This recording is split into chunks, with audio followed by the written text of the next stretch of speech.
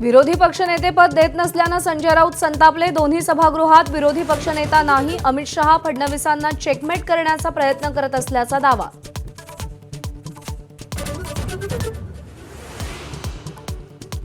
वेगळ्या विदर्भावरून संजय राऊत आणि विजय वडेट्टीवारांमध्ये जुंपली। काँग्रेसनं कितीही आपटलं तरी वेगळा विदर्भ होणार नाही असा राऊतांचा इशारा, तर राऊतांना महत्त्व देत नाही वडेट्टीवारांचा पलटवार।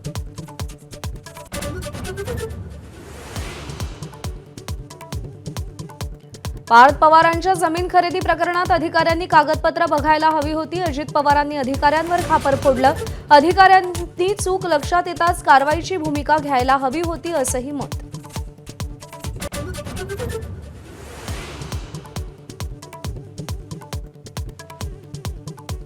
बार्टी आणि सारथीच्या स्कॉलरशिप आता मेरिटनुसार मिळणार। अजित पवारांची विधिमंडळात माहिती।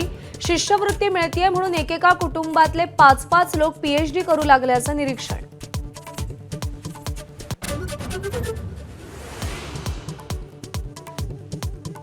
भास्कर जाधव आणि नितेश राणेंमध्ये भर सभागृहात टोलवाटोलवी। जाधवांचा चिडू नका असा नितेश राणेंना सल्ला, तर सगळं 2014च्या आधी झालंय असं मानू नका, नितेश राणेंचा पलटवार।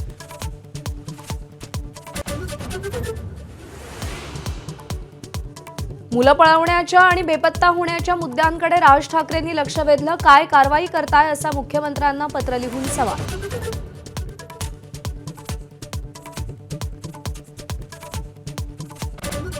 शिक्षक आणि कर्मचाऱ्यांना जुनी पेन्शन योजना लागू करण्याच्या मागणीसाठी सत्ताधारी आमदारांचाच पायऱ्यांवर आंदोलन।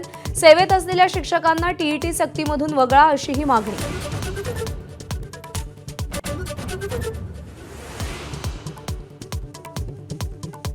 मालेगावमध्ये भटक्या कुत्र्यांचा धुमाकूळ। एकाच दिवशी 10 जणांना जखमी केलं।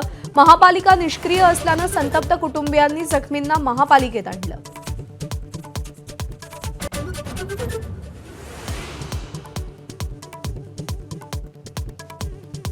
दिवंगत शिवराज पाटील चाकूरकरांच्या अंत्ययात्रेला सुरुवात। चंद्रकांत खैरे, अशोक चव्हाण, अभिमन्यू पवार, संजय बनसोडे अंत्ययात्रेत सहभागी। लातूर शहरातल्या सगळ्या बाजारपेठा बंद।